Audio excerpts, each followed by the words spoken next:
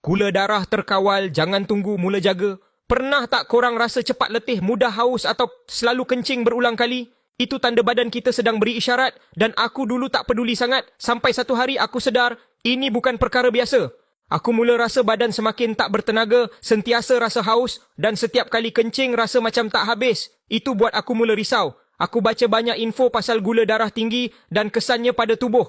Tahu tak, kalau dibiarkan ia boleh ganggu banyak fungsi badan kita.